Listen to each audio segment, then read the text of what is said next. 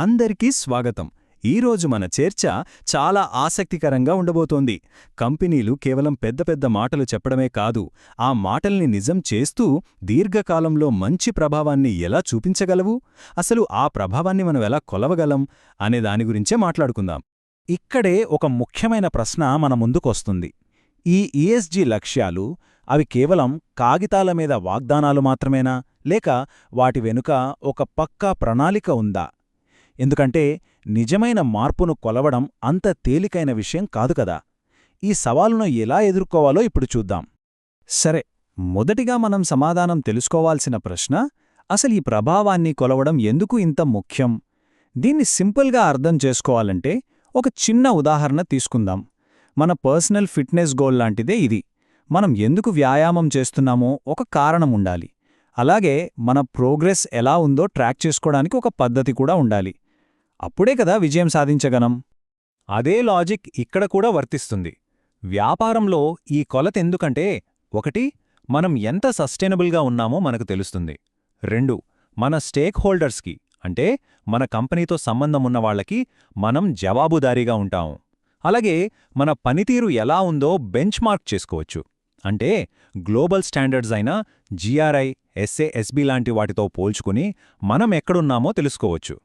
ఇక్కడ మనం దీర్ఘకాలికం అనే మాట అంటున్నాం గదా. అంటే ఏంటి? అదేదో గాలిలో చెప్పే మాట కాదు, దానికొక స్పష్టమైన అర్థం ఉంది. చూడండి, 3 సంవత్సరాల్లో మనం కొన్ని వ్యూహాత్మక విజయాలు సాధించాలి. 5 ఏళ్లలో కొన్ని కీలకమైన మార్పులు తీసుకురావాలి. ఇక 10 ఏళ్లలో అయితే ఒక పరివర్తనాత్మకమైన, అంటే ఒక ట్రాన్స్ఫర్మేషనల్ ఇంపాక్ట్ సృష్టించాలి. సో ఇదొక ప్రణాళికాబద్ధమైన ప్రయాణం అన్నమాట. ఓకే, ఎందుకు కొలవాలో అర్థమైంది. మరి నెక్స్ట్ స్టెప్ ఏంటి?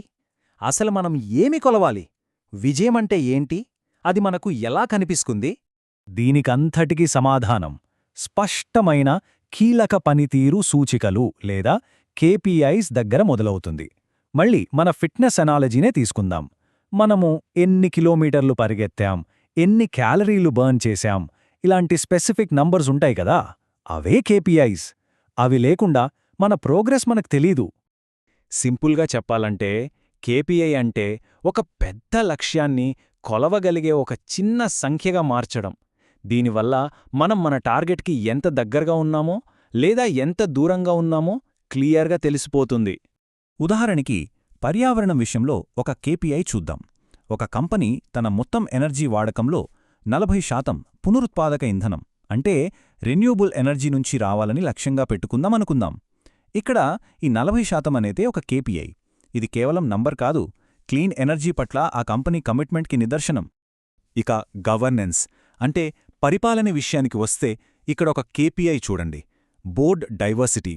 అంటే కంపెనీ బోర్డులో అందరికీ సమాన అవకాశాలు కల్పించడం. వాళ్ళ టార్గెట్ 50%. ఇలా చేయడం వల్ల ఏమవుతుంది? ఉన్నత స్థాయిలో తీసుకునే నిర్ణయాల్లో రకరకాల ఆలోచనలు, కొత్త దృక్కోణాలు వస్తాయి. మరి సోషల్ ఇంపాక్ట్ సంగతేంటి? దాన్ని ఎలా కొలుస్తారు? ఇదిగో, ఉద్యోగాల కల్పన ఒక బెస్ట్ ఎగ్జాంపుల్. మొదట్లో 500 ఉద్యోగాలు కల్పిస్తే వాళ్ళ టార్గెట్ 750కి పెంచడం. అంటే ఆ కంపెనీ సమాజానికి, దేశ ఆర్థిక వ్యవస్థకు ఎంత మేలు చేస్తుందో ఈ నంబర్ స్పష్టంగా చూపిస్తుంది. అయితే విషయమేంటంటే, ఈ KPIs కేవలం కంపెనీకి మాత్రమే పరిమితం కాదు. వీటిని మనం ఇంకా పెద్ద చిత్రంతో, అంటే గ్లోబల్ గోల్స్తో కూడా కనెక్ట్ చేయొచ్చు. ఉదాహరణకు ఐక్యరాజ్యసమితి వారి సుస్థిర అభివృద్ధి లక్ష్యాలు, అంటే UN SDGs. మనం ఇందాక చూసిన రిన్యూబుల్ ఎనర్జీ టార్గెట్ ఉంది గదా, అది SDG 7, అంటే స్వచ్ఛమైన శక్తి అనే లక్ష్యానికి కనెక్ట్ అవుతుంది. అలాగే ఉద్యోగాల కల్పన అనేది SDG 8, అంటే మంచి పని ఆర్థిక వృద్ధికి దోహదపడుతుంది. ఇలా కంపెనీ చేసే పనులు, ప్రపంచ లక్ష్యాలు ఒకే దారిలో పయనిస్తాయన్నమాట. ఎందుకు కొలవాలో చూశాం, ఏమి కొలవాలో కూడా చూశాం. ఇప్పుడు అసలు విషయానికొద్దాం. ఎలా చెయ్యాలి? ఈ ప్లాన్ అంతా వర్కౌట్ అవ్వాలంటే ఎలాంటి సిస్టమ్స్, ప్రాసెసెస్ కావాలో ఇప్పుడు తెలుసుకుందాం. చూడండి, ఇక్కడ డేటా చాలా ముఖ్యం. ప్రాసెస్ చాలా సింపుల్. ఫస్ట్ మనకు డేటా ఎక్కడ్నించి వస్తోందో గుర్తించాలి. తర్వాత దాన్ని రెగ్యులర్గా సేకరించాలి. 3వ స్టెప్ చాలా కీలకం. ఆ డేటాను వెరిఫై చెయ్యాలి. అది కరెక్టో కాదో చూసుకోవాలి. అవసరమైతే థర్డ్ పార్టీ ఆడిట్ కూడా చేయించాలి. ఫైనల్గా ఆ ఫలితాలను రిపోర్ట్ చెయ్యాలి. అప్పుడే పారదర్శకత ఉంటుంది.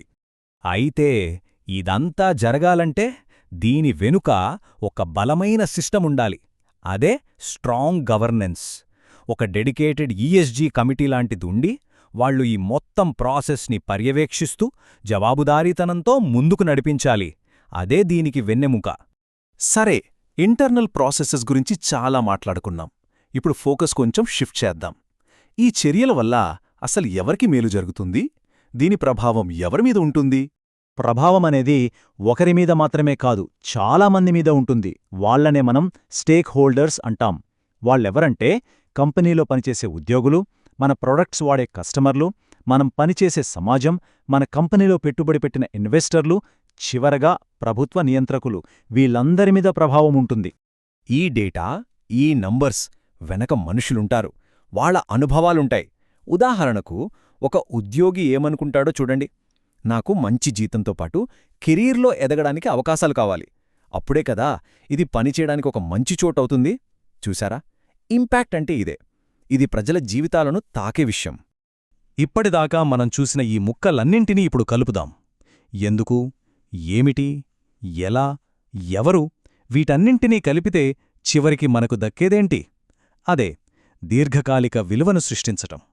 ఇక్కడ షార్ట్ టర్మ్ విజయాలకి, లాంగ్ టర్మ్ విలువకి మధ్య తేడాను చాలా చక్కగా చూపించారు. ఉదాహరణకు, ఎనర్జీ బిల్లులు తగ్గడమనేది ఒక తక్షణ లాభం. కాని దానివల్ల దీర్ఘకాలంలో వాతావరణ మార్పులను తట్టుకునే శక్తి మనకు వస్తుంది.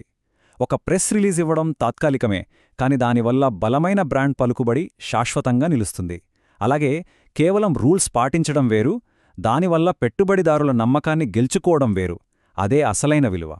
అందుకే మనం గుర్తుంచుకోవాల్సిందేంటంటే, ఇదంతా కేవలం మంచి పనులు చెయ్యడం గురించి కాదు, భవిష్యత్తు కోసం ఒక పటిష్టమైన, విజయవంతమైన వ్యాపారాన్ని నిర్మించడం గురించి. మంచి ఈఎస్జీ వ్యూహం ఒక మంచి బిజినెస్ స్ట్రాటజీతో సమానం. మొత్తం ఈ విశ్లేషణ తర్వాత మనం మళ్లీ మొదటికే వస్తున్నాం. అసలు ప్రశ్న ఇదే: ఒక సంస్థ తను చేసే ఈఎస్జీ పనులు దీర్ఘకాలంలో నిజమైన, కొలవగలిగే, శాశ్వతమైన ప్రభావాన్ని ఎలా అందిస్తాయి అని ఎలా నిర్ధారించుకోగలదు? ఇది కేవలం కంపెనీలకు మాత్రమే కాదు, మనందర్నీ ఆలోచింపజేయాల్సిన ప్రశ్న.